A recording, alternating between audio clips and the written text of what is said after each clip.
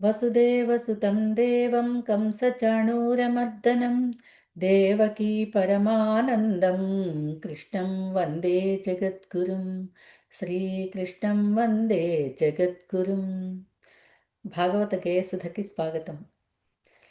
శ్రీకంఠచాపఖండనరాజమండనా సకల జనరంజనాదనుజకులభంజనా రాకేందు చంద్రికా సమకీర్తి చందన రామ సీతారామ రామ భూపాల. వ్యాస భగవానునకు వందనంబొనరించి పోతన మహాకవికి చేతులను జోడించి రామాజ్ఞచే పలుకు భాగవత సుధయందు శ్రీకృష్ణ సర్వస్వమగు దశమ స్కంధమిది. శ్రీ విష్ణు క్షేత్రమౌ నైమిసారణ్యమున సూత పౌరాణికులు ప్రీతి బోధించినది. విశ్వాత్ముడైన హరి విశ్వంభరత్వము భక్త పాలన కళా సంరంభతత్వము. శ్రీమద్భాగవతంలోని దశమస్కంధంలో శ్రీకృష్ణుడి బాల్య లీలల గురించి, బాల క్రీడల గురించి మనం గుర్తు చేసుకుంటూ ఉన్నాము. రామకృష్ణులు గోపాలకులతో కలిసి అడవికి వెళ్ళారు లేగల్ని తోలుకుని. చక్కగా వాళ్ళు ఆటలు ఆడుకుంటూ, పాటలు పాడుకుంటూ లేగల్ని కాస్తూ ఉన్నారు. ఒక చోట వాళ్ళకు ఒక విచిత్రం కనిపించింది ఆ గోపాలకులకు. ఒక పెద్ద కంసుడు పంపిన రాక్షసుడు, కంసుడి వేట ఇంకా సాగుతూనే ఉన్నది బాలకృష్ణుని సంహరించడం కోసం. కనుక కంసుడు పంపినటువంటి రాక్షసుడు అఘాసురుడు అనేవాడు ఒక పెద్ద పాము రూపంలో వచ్చాడు. వాడి నోటిని తెరిచి ఆ అడవిలో మధ్యలో పడి ఉన్నాడు. ఎంత తెరిచాడు అంటే ఆ నోరు ఒక కొండ బిలంలాగా ఉన్నది, చాలా పెద్దగా. ఆ తెరిచిన కొండ బిల్లంలాగా ఉన్నటువంటి ఆ తెరిచిన అఘాసురుడి నోరు చూసి పిల్లలంతా కూడా, చిన్న చిన్న పిల్లలు కదా, గోప బాలకులు, వాళ్ళంతా ఇది ఏదో వింతగా ఉంది, ఇది ఒక గుహ కాబోలు, ఈ గుహలోకి వెళ్ళి చూద్దాము లోపల ఏముందో అంటే కృష్ణుడు వారిస్తాడు. అయ్యో అది గుహ కాదు, అది ప్రమాదం, మీరు వెళ్ళకండి అని అంటే ఆ పిల్లలు మనకి కృష్ణుడుండగా మనకేమిటి భయం, బకాసుర తృణావర్త శకటాసురాది రాక్షసులను సంహరించిన మన బాలకృష్ణుడు ఉండంగా ఇది మనకేం భయం, మనం హాయిగా నిర్భయంగా వెళ్దాము. ఒకవేళ వీడు మనకు హాని చేయటానికి వచ్చిన వాడైతే బకుడు వెళ్ళిన దారిలోనే వీడు వెళ్తాడులే అని నవ్వుకుంటూ, తప్పట్లు కొట్టుకుంటూ, చప్పుళ్ళు చేసుకుంటూ, వాళ్ళ కొమ్మబూరాలు ఊదుకుంటూ గుహ అనుకుని ఆ యొక్క అఘాసురుడు అనే పెద్ద పెనుబాము నోట్లోకి ప్రవేశించారు పిల్లలంతా. అయ్యో వీళ్ళు వారిస్తే కూడా వినటం లేదే అనుకుంటూ బలరామకృష్ణులు కూడా అందులో ప్రవేశించారు.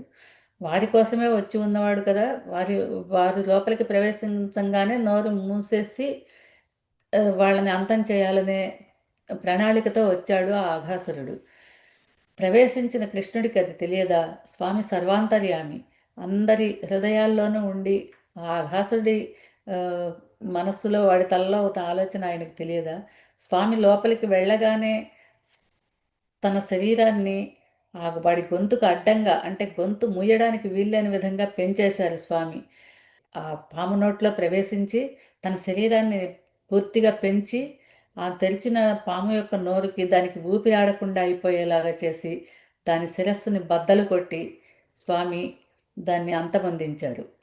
అంటే ఎంత దుర్మార్గుడైనప్పటికీ కూడా అఘాసురుడు ఎంత అకృత్యం చేయటానికి వచ్చినా కూడా స్వామి యొక్క చేతి స్పర్శతో, స్వామి యొక్క దెబ్బతోనే వాడికి ప్రాణోత్క్రమణం జరిగింది బ్రహ్మరంధ్రం గుండా. వాడు చక్కగా స్వామి యొక్క సాయుధ్యాన్ని పొందగలిగే అదృష్టానికి నోచుకున్నాడు.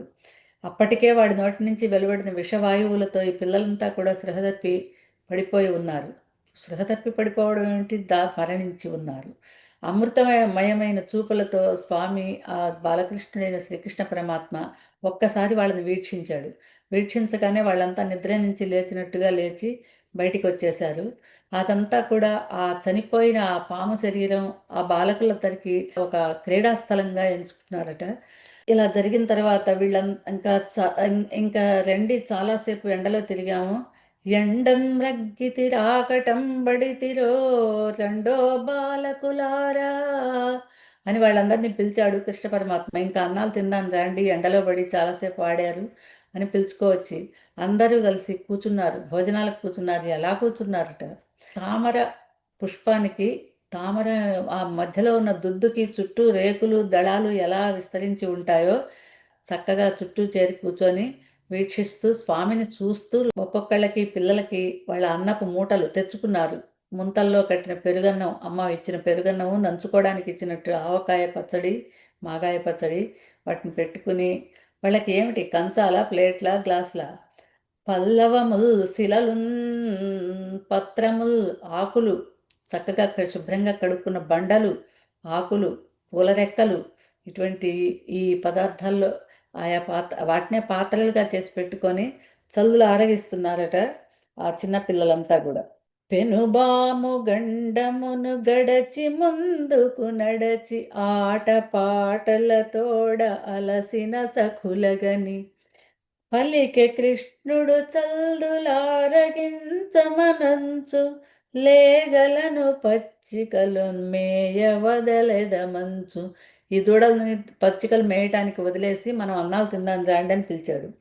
వల్లెయని బాలకులు వడిగలేగల విడచి చల్దులను గుడువగా సర్దుకొని కూర్చుండి కమలదళములు కర్ణికను చుట్టూ రీతిగా కృష్ణు చుట్టూను చేరి ఆరగించిరి చల్ది. ఆ రకంగా చక్కగా కృష్ణుడి చుట్టూ చేరి నవ్వుతూ తుళ్ళుతూ ఒకళ్ళ చేతుల్లోవి ఒకళ్ళు తింటూ, ఒకళ్ళ గిన్నెల్లోవి ఒకళ్ళ మూటల్లోవి ఇంకొకళ్ళు లాక్కుంటూ తింటూ ఆడుతూ పాడుతూ వాళ్ళు చల్దులు ఆరగిస్తూ ఉన్నారు. ఇంతలో అక్కడ మేస్తూ ఉన్నటువంటి చిన్న లేగదూడల గుంపు దూరంగా వెళ్ళింది. పచ్చికలను చూస్తూ ఇంకా పచ్చని లేత పచ్చికని తినాలి అనే ఆశతో ఆ గుంపులు దూరంగా దూరంగా వెళ్ళిపోయినాయి. అది గమనించారు పరమాత్మ. ఇంతలో లేగదూడల గుంపు దూరముగ బోవ మేయ బోవగ చూచి కృష్ణుండు సఖులతో సఖులార మీరంత చల్ది గుడుతురుగాక లేగలను తోలుకొని వేగ వచ్చెద నేను. మీరంతా తింటూ ఉండండి, మా దూడలు చాలా దూరం వెళ్ళిపోయినాయి, వాటిని తోలుకు వస్తానని బయలుదేరాడు స్వామి. ఎలా ఉన్నారు బయలుదేరిన స్వామి అని పల్లికి వేగముగ అడవిలోనికి వెడలె మురిపాల కృష్ణుండు గళహారములు మెరయ జులపాల జుట్టుతో తలనెమలి పింఛముతో అరచేతిలో పెరుగు అన్నంపు ముద్దతో. అమ్మ కట్టించినటువంటి ఆ పెరుగు ముద్ద చేతిలో పెట్టుకుని చక్కగా జులపాల జుట్టు పిల్లనగ్రవిని రొంటిలో దోపుకున్నాడు. హారకేయూరాలు మెరుస్తూ ఉన్నాయి. అరచేతిలో పెరుగన్నం ముద్ద పెట్టుకున్నాడు. పూసల దండలు, చక్కని గురువింద పూసల దండలు లాంటివి తల్లు అలంకరంగా వేసిన దండల్ని పెట్టుకొని చక్కని బంగారపు పొన్ను ఉన్నటువంటి లేగల్ని అదిలించే కర్రని పెట్టుకొని చిన్ని కృష్ణుడు వెళ్తున్నాడయ్యా వాటి కోసం, ఆ లేగల కోసం అన్నారు. ఆ బాలకుని శక్తి పరికింపగా నెంచి దాచన బ్రహ్మలేగలను గోపాలురను విశ్వవిధుడైనట్టి గోవిందుడిది తెలిసి లీలచ్చుపగదలచి అన్ని రూపులు దాల్చి. అఘాసుర సంహారం జరుగుతున్న లీలని సకల దేవతలు ఆకాశంలో నుంచి అద్భుతమైన తిలకించి పూలవానలు కురిపించారు. ఆహా, ఈ బాలకుడేమిటి ఇంతటి ఈ లీల చూపటం ఏంటి, అటువంటి అఘాసురుని సంహరించి ఆ పిల్లలందరినీ కాపాడటం ఏంటి అని అనుకున్నారు. అప్పుడు బ్రహ్మదేవుడి కూడా ఆ దేవతల్లో ఒకడుగా ఆ లీలంతటిని చూస్తూ ఉన్నాడు. ఆయనకి ఇంకా ఈ పరమాత్మ మహిమని ఇంకా చూడాలి, ఇంకా ఈ బాల్యక్రీడల్ని, ఈ స్వామి లీలలని ఇంకా కూడా ఆస్వాదించాలనే కోరిక కలిగింది. పరీక్షించాలి అనుకున్నాడు. అనుకుని ఆ దూరంగా వెళ్ళిపోయిన లేగదూడల్ని ఒకచోట దాచేశాడు కనపడకుండాను. ఎంత దూరం వెళ్ళినా కృష్ణుడికి లేగలు కనపడలేదు. వెనక్కి తిరిగి చూసి ఇక్కడికి వస్తే ఇక్కడ చల్దులు అరగిస్తున్న గోపాలకుడిని కూడా దాచేశాడు. ఆ గోపాలకులు కనపడలేదు. గోపబాలులను, గోవత్సాలని అన్నిటినీ దాచిపెట్టాడు బ్రహ్మదేవుడు ఒక గుహలో. ఆలోచించాడు కృష్ణుడు. పరమాత్మ సర్వాంతర్యామి, ఆయన తెలుసుకోలేనిదంటూ ఉన్నదా? ఒక్క క్షణం అంతర్దృష్టితో పరికించగానే బ్రహ్మ చేసిన పని తెలిసింది. ఆహా, బ్రహ్మకి ఇటువంటి ఆలోచన వచ్చిందా అని నవ్వుకుని ఇప్పుడు నేను ఇంటికి వెళ్ళి మీ దూడలు కనపడలేదు, మీ పిల్లలు కనపడలేదు అని వాళ్ళకి ఎలా చెబుతాను గోపికలకు? నన్ను నమ్ముకుని నన్ను ఆశ్రయించి ఉన్నవారికి ఏదైనా కష్టం రాకుండా చూడవలసిన బాధ్యత నాదే కదా అనుకున్నారు స్వామి. తక్షణమే అన్ని లేగదూడలు, అన్ని గోపాలకుల వేషాలు తానే ధరించారు స్వామి. అసలు ఎంత అత్యద్భుతమైన లీల అంటే అది. ఆ పిల్లలు గోపాలకులు ఉన్నారు.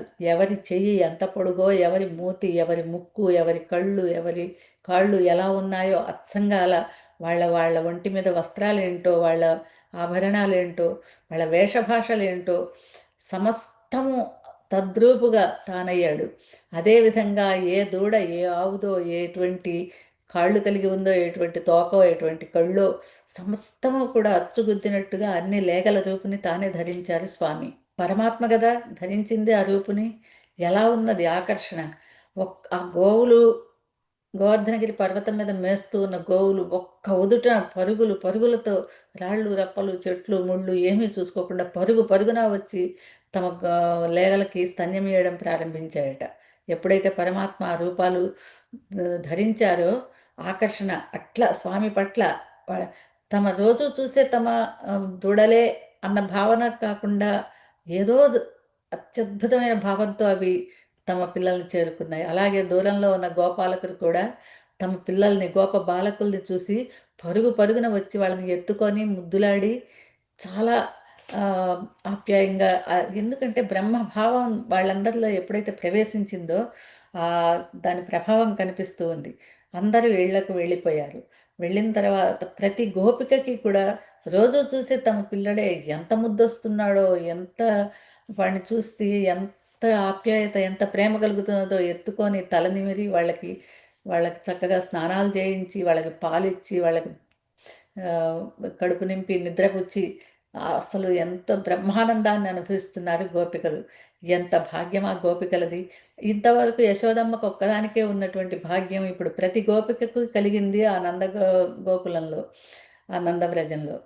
ఎంత అదృష్టం అంటే ఆ పిల్లలకి చక్కగా నీళ్లు పోసి వాళ్ళకి తిలకాలు, వాళ్ళకి చుట్టూను అలంకరణలు చేసి పడుకోబెట్టి పాలు చక్కగా స్తన్యమిచ్చి కడుపారా స్వామి పరమాత్మ అయినటువంటి ఆ స్వామికి కడుపారా పాలివ్వగలిగినటువంటి భాగ్యాన్ని పొందిన ఆ గోపికలు ఎవరయ్యా? వాళ్ళు ఏమి పుణ్యం చేసుకున్నారయ్యా అంటే, గోపికలు సామాన్యులా అండి? సామాన్యుల గోపికలకి ఎక్కడి నుంచి అవతరించారు వాళ్ళు? కృష్ణావతారానికి ముందర రామావతారంలో కోసలవాసులు ఎంతో పుణ్యాత్ములై నిత్యము రామదర్శనం చేసిన కోసలవాసులంతా అనుకున్నారట, ఆహా మేము ఇలా ప్రజలుగా కాకుండా సీతమ్మ వలె దగ్గరగా స్వామివారితో సన్నిహితంగా ఉంటే ఎంత ఆనందంగా ఉంటుంది అని కోరుకున్నారట ఆ జన్మలో వాళ్ళు.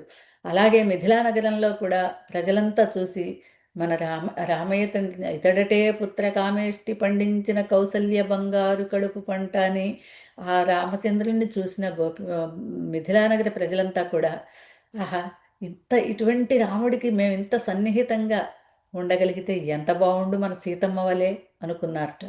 ఇంకా అరణ్యవాసానికి స్వామి వెళ్ళినప్పుడు ఆ అరణ్యంలోని ఋషులు మునులు అంతా కూడా ఆహా సీతమ్మ వలె ఎంత సన్నిహితంగా మేము ఉండగలిగితే ఎంతటి అదృష్టం మాకు స్వామితో ఎట్లా అంటే, అప్పుడు అందరి మనస్సుల్ని ఎరిగిన వాడై స్వామి కృష్ణావతారంలో మీ అందరికీ మీ కోరిక సిద్ధించుగాక, మీకు కోరిక తీరుస్తానని వారికి అభయమిచ్చేశారు స్వామి. అంతరంగంలో ఉన్న స్వామి కదా పరమాత్మ, వారి అంతర్యంలో ఉన్నటువంటి కోరికను తెలుసుకొని వారికి అభయం ఇచ్చారు. వారంతా కూడా కృష్ణావతారంలో గోపికలై జన్మించారు. ఈ బ్రహ్మదేవుడు చేసినటువంటి ఈ కృత్యం వల్ల ప్రతి ఇంట్లోనూ సాక్షాత్తు పరమాత్మయే గోపాలకుడుగా లేకదూడగా ఉండి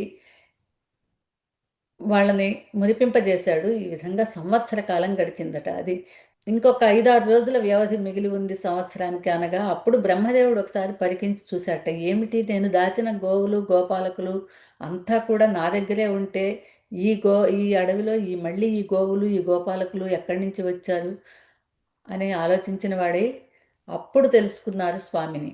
ఆహా!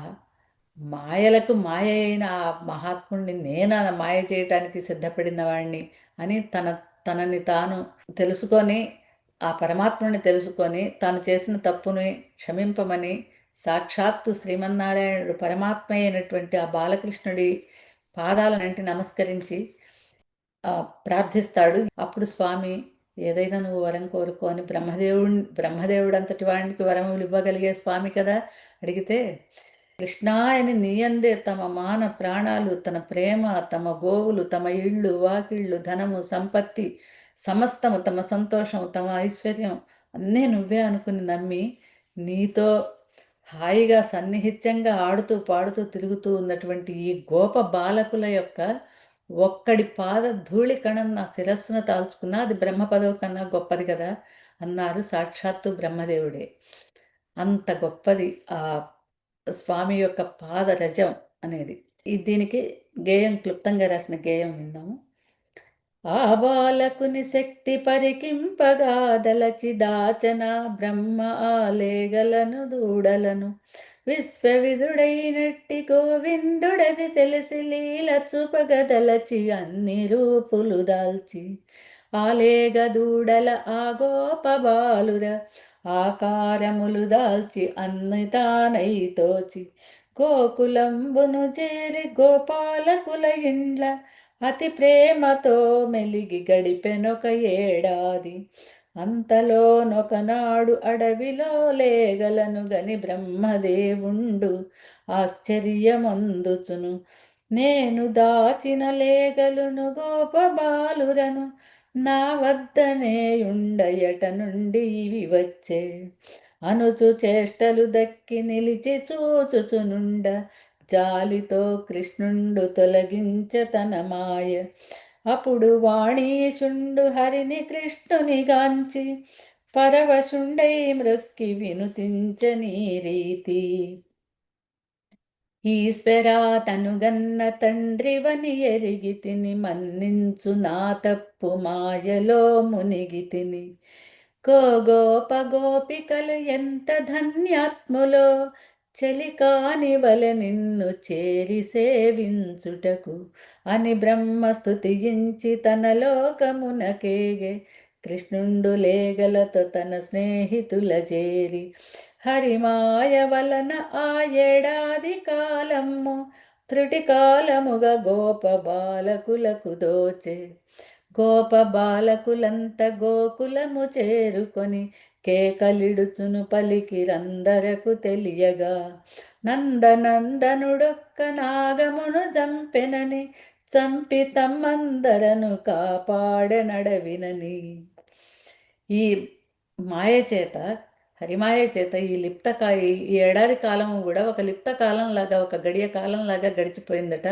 ఆ బాలకులకు, అసలైన గోప బాలకులకు. వాళ్ళు నిద్ర నుంచి లేచినట్టుగా మేలుకుని ఆహా మమ్మల్ని ఒక పెద్ద పాము సర్పం బారి నుంచి కాపాడాడు మా కృష్ణుడు అంటూ కేకలు పెట్టుకుంటూ వెళ్ళి అడవి నుంచి ఇంటికి వెళ్ళగానే అత్త కూడా వాళ్ళ తల్లుల్ని పిలుచుకొని కేకలు పెడుతూ ఆహా మమ్మల్ని అందరినీ కూడా ఒక సర్పం బారి నుంచి కాపాడి రక్షించాడు కృష్ణుడు అని కేకలు పెడుతూ చెప్పారట. ఆ తల్లులు ఏడాది పాటు కృష్ణ సాంగత్యాన్ని అంత అద్భుతంగా అనుభవించగలిగారు అదృష్టవంతులు. ఈ విధంగా ఆ పౌగండ లీల అనే బాల్యక్రీడ ఒకటి అత్యద్భుతమైన ఘట్టంగా మనకు దశమస్కంధంలో తెలియజేశారు శుకయోగేంద్రుల వారు పరీక్షిన్ మహారాజుకు.